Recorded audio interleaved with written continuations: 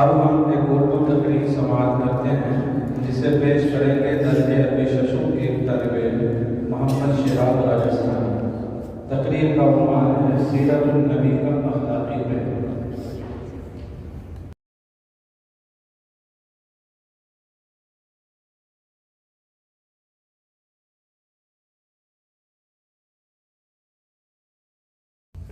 نحمده ونصلي على رسوله الكريم أما بعد فأعوذ بالله من الشيطان الرجيم بسم الله الرحمن الرحيم إنك لعلى خلق عظيم وقال في مقام آخر لقد كان لكم في رسول الله أسوة حسنة وقال النبي صلى الله عليه وسلم إنما بعثت لأتمم مكارم الأخلاق أو كما قال عليه الصلاة والسلام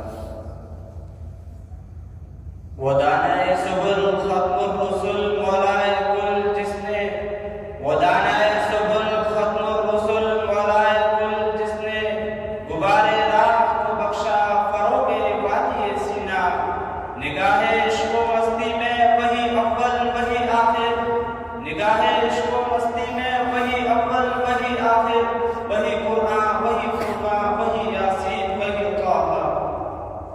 محترم و مکرم مہمان نظام، اساتذہ کرام اور میرے عزیز رفقا،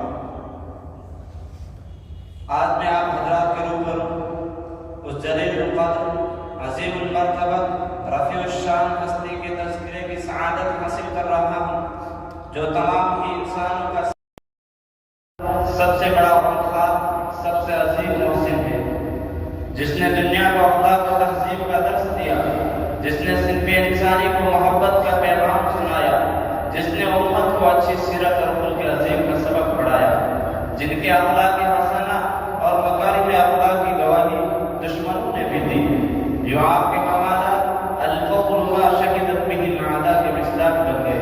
خالق ارض و سما نے فرمایا انک لعلی خلق عظیم۔ حاضرین اجلاس، فتح مکہ کے منظر سے کون ناواقف ہے؟ اس دن جہاں دشمنوں کے ساتھ پیغمبر کے برتاؤ، ان کے اخلاقی کریمانہ کو کون نہیں جانتا؟ جب مکہ فتح ہوا، صحن کعبہ میں تمام مجرمین ساتھی کو بیٹھے ہوئے تھے، ان میں وہ بھی بیٹھے ہوئے تھے جنہوں نے آپ کو گالیاں دی تھی، آپ پر پتھر پھینکے تھے، آپ پر نجاستیں پھینکی تھی، آپ کے راستے میں کانٹے بچھائے تھے، وہاں وہ بھی موجود تھے جنہوں نے آپ کے عزیزوں کا خون بہایا تھا، ان کے سینے چاک کیے تھے، ان کو دل جگر کے ٹکڑے کیے تھے، ہر ایک کو اپنی غازی میں کی بھی شہادت یاد آ رہی تھی، اور دوسری طرف آپ کے پیچھے 10,000 تلواریں محمد رسول اللہ صلی اللہ علیہ وسلم کے اشارے کے منتظر تھی۔ دفعتاً زبان مبارک ہوتی ہے، سوال ہوتا ہے قریش بتاؤ آج میں تمہارے ساتھ کیا سلوک کروں گا، آج میرا تمہارے ساتھ کیا معاملہ ہوگا؟ دبے الفاظ میں جواب ملتا ہے خیر اخ کریم وابن اخ کریم، یعنی آپ اچھا سلوک کریں گے، آپ ایک شریف بھائی ہیں اور شریف بھائی کے بیٹے ہیں، تو آپ فرماتے ہیں جاؤ میں وہی کہتا ہوں جو حضرت یوسف نے اپنے بھائیوں سے کہا تھا لا تثریب علیکم اليوم اذهبوا وانتم طلقاء، اے مکہ کے باشندوں آج تم سے کوئی انتقام نہیں لیا جائے گا، تم سب کے سب آزاد ہو کر اپنے گھروں میں لوٹ جاؤ۔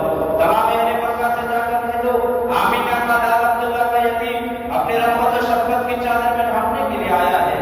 مکہ کی ماں سے کہہ دو کہ آج تمہاری ممتا کو نہیں لوٹا جائے گا، مکہ کے بچوں سے کہہ دو آج تمہیں یتیم نہیں بنایا جائے گا، مکہ کی بیٹیوں سے کہہ دو کہ آج تمہاری عزت و آبرو کو داغدار نہیں کیا جائے گا، تمہاری عورتیں نہیں چھینی جائے گی، جاؤ تم سب کے سب آزاد ہو۔ آج معافی کا اعلان ہے، جو کعبہ میں داخل ہو اس کو بھی عمل ہے، جو دار ابو سفیان میں بنا لے اس کو بھی عمل ہے، جو اپنے گھر کا دروازہ بند کر لے اس کو بھی عمل ہے۔ یہ واقعہ ہمیں بتاتا ہے کہ آپ کس درجہ دل تھے، آپ صبر و تحمل کی کس بلند مقام پر فائز تھے، شجاعت و بہادری کی کیسے عظیم اور بے مثال تاریخ رقم فرما رہے تھے۔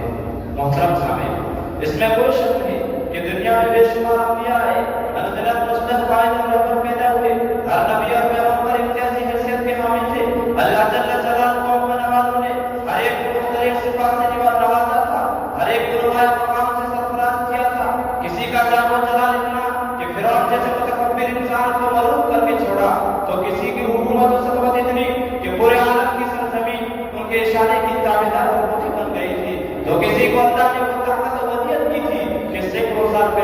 ہوئے انسان کو تم بِإِذْنِ اللَّهِ کے گھر زندہ کر دیا کرتے تھے. مگر قربان چاہیے تاجدار کا سرکار دو عالم صلی اللہ علیہ وسلم کی ذات اقدس پر جن کو خالق دو جہاں نے انبیاء میں پائے جانے والے متنوع صفات کا جامع بنایا تھا. کسی شاعر نے اس کے منظر کشی کچھ اس طرح کی ہے: حسن یوسف دم عیسیٰ یت بیضاداری، حسن یوسف دم عیسیٰ یت بیضاداری، آنچ ہوگا ہمادار تو تنہا داری. پیغمبر کی ذات اقدس اخلاق اور پیکر اور سرابہ بن کر اس دنیا میں آئی تھی. آپ نے دنیا والوں کے سامنے اخلاق کا وہ نمونہ تحفہ پیش کیا کہ آپ کے جانے دشمن ابو سفیان کو بھی کیسے رسول کے دربار میں آپ کے اخلاق حسنہ اور اسوہ حسنہ کی گواہی و شہادت دینی پڑی تھی. عرب کا ایک بچہ آپ کے اخلاق و سلوک کی بلندی سے واقف تھا. جب آپ نے کوئی صفا پر چڑھ کر فرمایا تھا: اے لوگوں، اگر میں یہ کہوں کہ اس پہاڑ کے پیچھے ایک فوج ہے جو تم پر حملہ کرنے والی ہے تو تم کیا جواب دو گے؟ تمام حاضرین نے بھائی جواب کہا تھا: باجر اپنے آنے کے لیے تحصیل کر ہم نے آپ کو ہر معاملے میں سچا پایا ہے. ہم آپ کی 40 سال زندگی دیکھ چکے ہیں. آپ کا کریکٹر ہمارے سامنے ہے. ہم آپ پر پورا اعتماد اور بھروسہ کرتے ہیں. آپ جو چاہیں فرمائیں.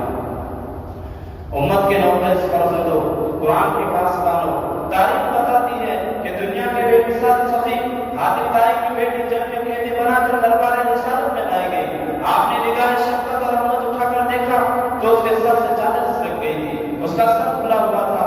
اللہ کے پیغمبر اپنی چادر ایک صحابی کو دیتے ہوئے فرماتے ہیں: اس بچی کا سر ڈھانپ دو. صحابہ رضوان اللہ علیہم اجمعین حیران پریشان ہو جاتے ہیں. کہتے ہیں: یا رسول اللہ، یہ دشمن کی بیٹی ہے، یہ کافر کی اولاد ہے. جس چادر پر عفت کی مہر لگی ہوئی ہو کیوں کر ایک کافر کی بیٹی کے سر پر رکھی جا سکتی ہے؟ اس کا سر اس لائق نہیں ہے کہ آپ کے جسم آدمی سے مس کی چادر اس کے سر پر رکھی جا سکے. بیکر رحمت نے کیا جواب دیا؟ دشمنان اسلام بھی اسے جواب پر حیران و پریشان ہے. آپ نے فرمایا: بیٹی بہار بیٹی ہوتی ہے دوست کی ہوا دشمن کی. جس طرح میں اپنی بیٹی کا سر بڑھانا اور کھلا ہوا نہیں دیکھ سکتا ہوں، اسی طرح دشمن کی بھی بیٹی کا سر بڑھانا اور کھلا ہوا نہیں دیکھ سکتا ہوں. اللہ کے پیغمبر کی چادر مبارک اس بچی کے سر پر ڈال دی جاتی ہے. بے ساختہ آخر شفاعت ہو پڑتی ہے. اللہ کے پیغمبر فرماتے ہیں: بیٹی، تمہاری تائی کی لگنے جگہ ہو، میں تمہارے باپ کے ذوق ثقافت کو محفوظ رکھتے ہوئے تجھے آزاد کر دیتا ہوں اور تیرے ساتھ تیرے قبیلے کی تمام عورتوں کو بھی آزاد کر دیتا ہوں. اس دعوے میں مکمل صداقت اور پوری سچائی ہے کہ محمد مصطفیٰ صلی اللہ علیہ وسلم کی ذات اقدس دنیا والوں کے لیے رحمت بنا کر بھیجی گئی تھی. آپ اخلاق کا پیکر اور سراپر بن کر اس دنیا میں آئے تھے. ارشاد ربانی ہے: وما ارسلناک الا رحمۃ للعالمین.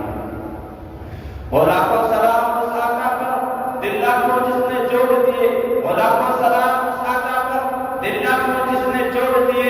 دنیا کو دیا پیغام سنو، انسانوں کے روپ موڑ دیے. اس محسن اعظم نے کیا کہنے دیا اس عالم کو، اس محسن اعظم نے کیا کہنے دیا اس عالم کو. دستور دیا، منشور دیا، کئی راہیں دی، کئی موڑ دیے. وما توفیق الا باللہ. ماشاءاللہ. تمام شرکا حضرت مہمان مکرم قاری رضا صاحب دامت برکاتہ کی جانب سے تمام شرکا کے لیے 700 روپے موصول ہوئے.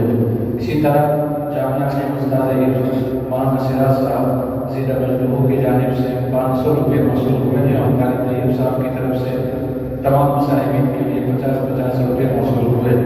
اسی طرح ہماری آج کی اس محفل کے صدر مقرر کی طرف سے خطبات فلاح دارین کی 10ویں جلد المصاحب کے لیے اور اسی طرح المصاحب کے